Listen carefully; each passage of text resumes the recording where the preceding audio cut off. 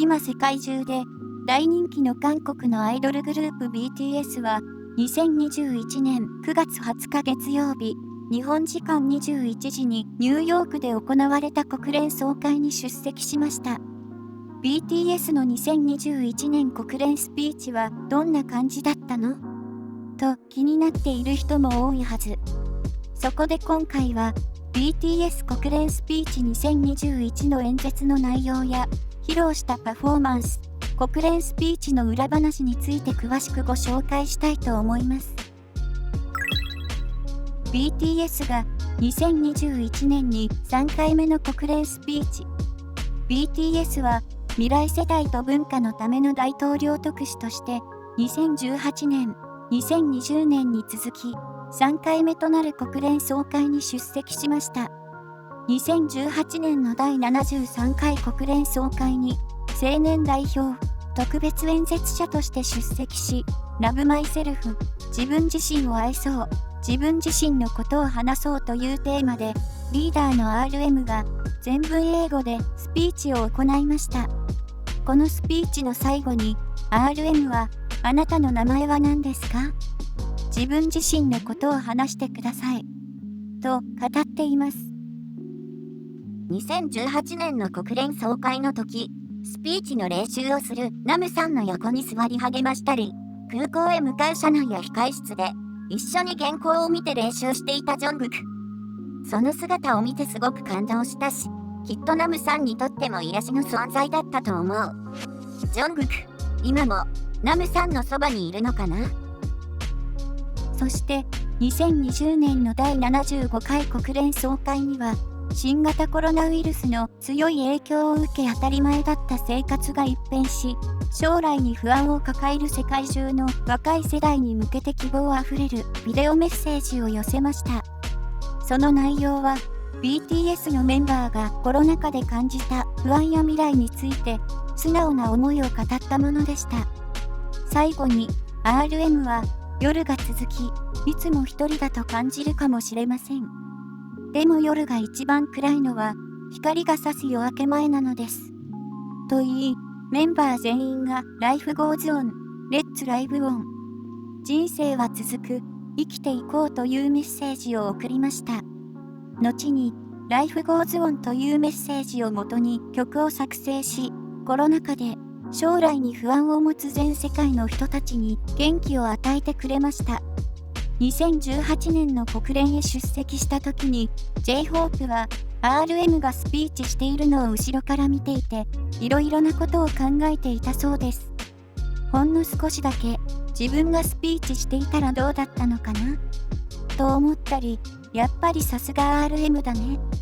と思ったり、いろいろ感じていたそうです。なので2020年にビデオで自分の言葉で伝えられた時、とても嬉しいと語っていました。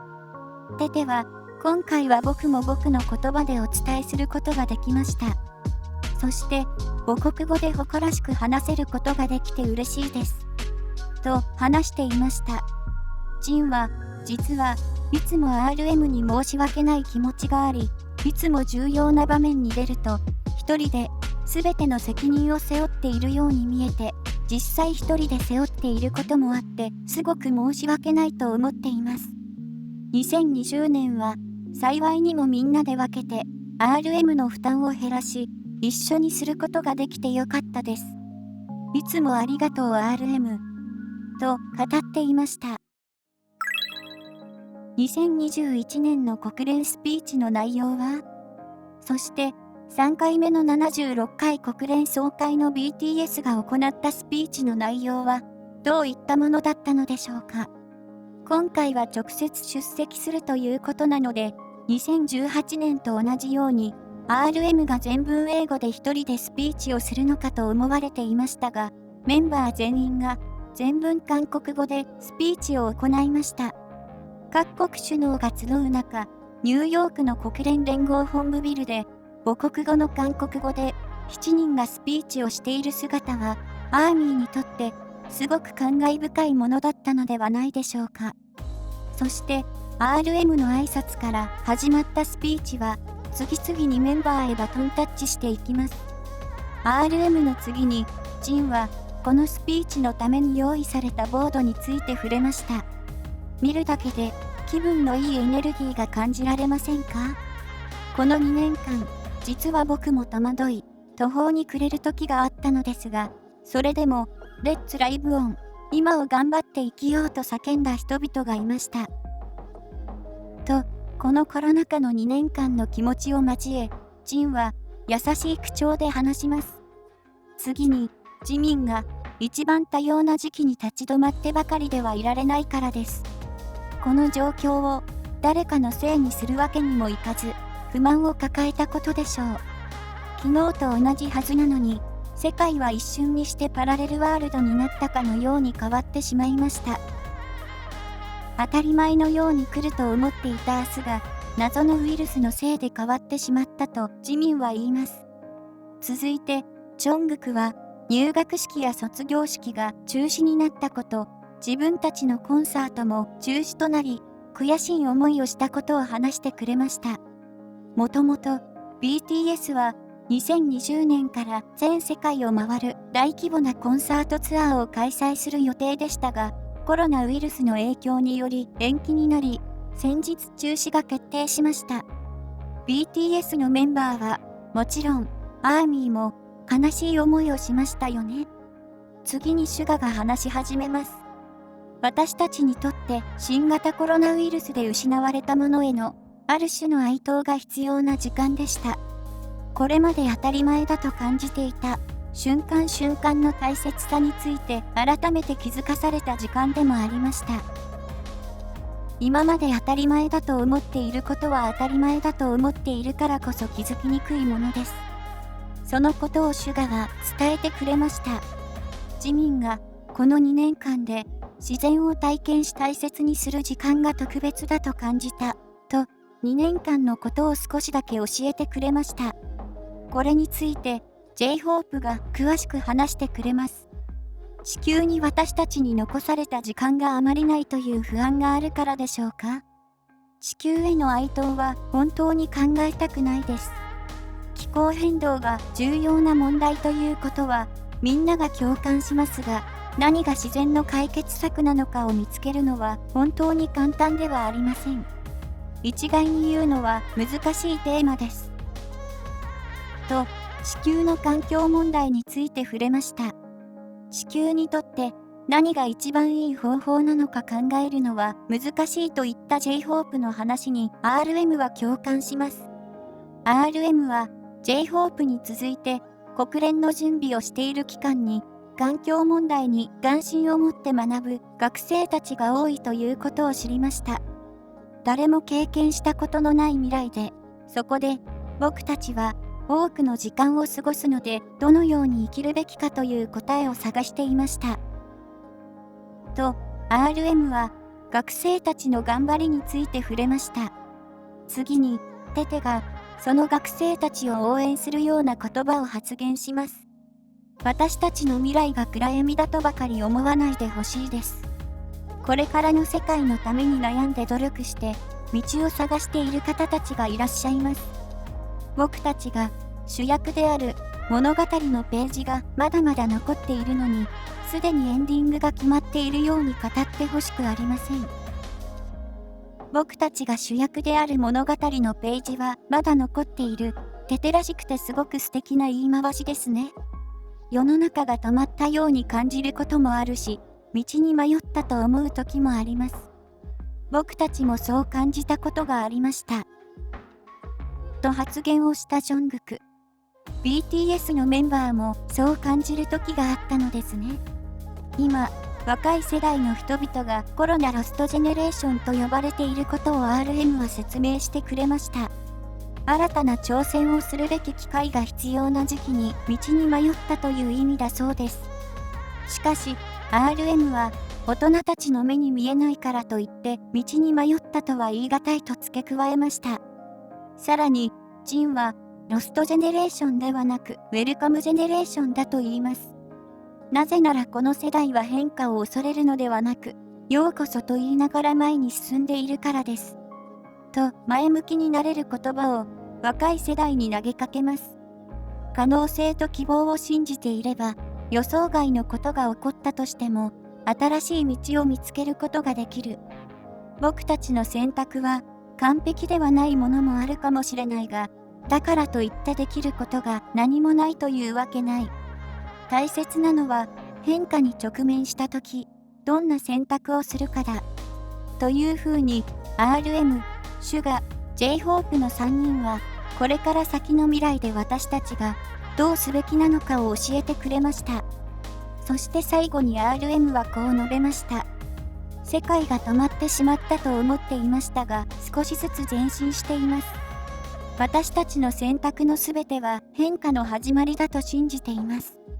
エンディングではありません。コロナ禍で止まっていた世界でも、私たちが前を向いて努力していれば道は見えてくるでしょう。そう思える素晴らしいスピーチでした。国連総会の会場でパフォーマンス。スピーチの後、すぐに会場にパーミッションダンスが流れました。なんとこのパフォーマンスは国連連合本部ビル全体を使った大規模なパフォーマンスでした。曲の最初は RM がその時立っていたところから始まります。チョングクから始まるパーミッションダンスは手話ダンスを取り入れており、聴覚障害者を持つ方たちにも楽しく踊ろうというメッセージを込めた希望あふれる楽曲になっています。今回のパフォーマンスの途中で国連連合本部ビルの扉から7人が飛び出してくるのですが、なんとその扉の数がメンバーと同じ数の7つあり、素晴らしい演出だとネットで話題になりました。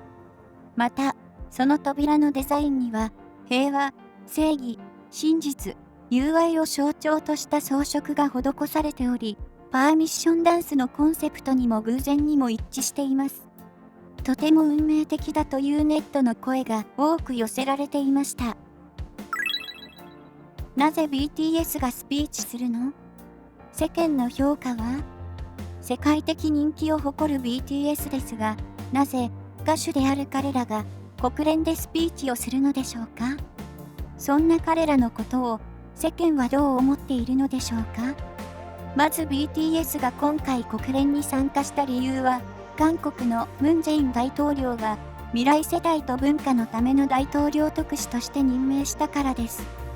それに伴い、BTS は外交官パスポートをもらっています。つまり BTS はアイドルとしてではなく、外交官の立場でアメリカに来たと言っても過言ではありません。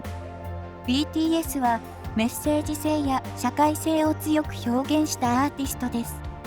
今回の国連総会のテーマである SDGs は国家だけでなく一人一人の協力や実践が伴う課題のため、若い世代に強い影響力を持つ BTS からのメッセージは世界中に響くだろうと国連側が要請したとされています。確かに SDGs と聞くと難しいテーマに感じますが、BTS のメッセージなら耳を傾けようと思いますよね。BTS は昨年ダイナマイトをリリースしてから一躍有名となり、コロナ禍で絶望した方たちに多くの希望を与えました。そのため彼らの行動は全世界で注目されています。つまり良くも悪くも影響力が大きい BTS。影響力のある彼らが世界中の若者に希望を与えるスピーチをすればみんなが聞いてくれる。実際にライブ配信していた国連の同時視聴者数は BTS が出演したところで100万人を超えていました。シュガは普段国連総会をやっても見てくれる人が限られているけれど、スピーカーになったことでたくさんの方が見てくださったという声をいただきました。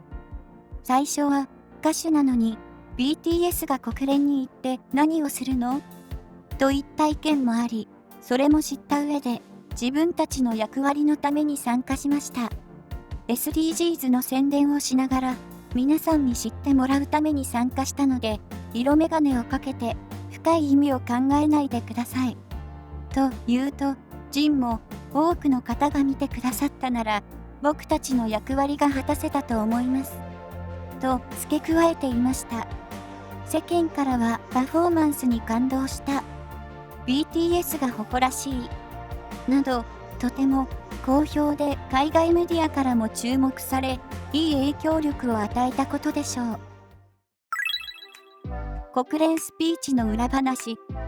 BTS は21時にニューヨークに到着すると、着替えやメイクをした後、国連へ移動して、到着したのが0時だったそうです。そして初めにステージの収録をしたようですが、ステージから初めてドアを出ていく前までの撮影をしたと語っていました。この場面までの撮影が3時半までかかったそうです。10回以上撮り直しをし、実は OK といえば終わりにすることもできたのですが、国連まで来たんだから満足するまで撮影しようとなったと語っていました。常に完璧のパフォーマンスにこだわる、妥協しない BTS の性格が出ています。起床は4時だったそうで、3時半に撮影が終わったと語っていましたし、ほぼ寝ていませんね。BTS はニューヨークに着いてから国連で行う約6分30秒のスピーチを1時間半練習したそうです。また、ジミンがスピーチ中にやってしまった失敗を暴露しました。実は、スピーチで緊張しすぎで、最後の一行のセリフが心配になり、一応台本を見て確認をしようと思ったら、緊張で台本をめくっておらず、次のページをめくっても違う。さらに、次のページをめくっても違う。思わず笑ってしまったジミン。笑ってしまったことに、つい、すみませんと声が漏れてしまったそうです。耳に翻訳機がつけられていたので、ジミンのすみませんはソーリーと通訳されていたんだとか。メンバーは大爆笑しながら通訳さんはすごいね。と盛り上がっていました。全員が舞台でスピーチをしたことで、改めてナムジュンはすごい。スピーチもすごいけど、インタビューもすごい。ナムジュンがいなかったら、僕たち何をしていたかと、リーダー RM の凄さを称えました。しかし、RM も、僕たちには役割があるんです。僕が一番緊張するのは、フリースタイルダンスって言われたとき、J-HOPE やジミンを真っ先に思い浮かべる。汗が出るんです。BTS だから上手に踊らなくちゃって、と言ってる横でジョングクが、僕たちバランスいいんです。と話していました。まとめ、いかがでしたか？絶大な影響力を持っている BTS の国連のスピーチは、多くの人が注目をし、ニュースにも取り上げられているので、世界情勢についても関心を持ってもらえると同時に、現状に不安を抱えている人々に希望を与えたのではないでしょうか。BTS はコロナで大変かもしれない。だけど、コロナのせいで全てが止まってしまうわけではない。だから自分のペースで、これからの未来を生きよう。という明るく元気の出るメッセージを送ってくれました。何事にも全力で取り組む BTS のメンバーをこれからも応援したいですね。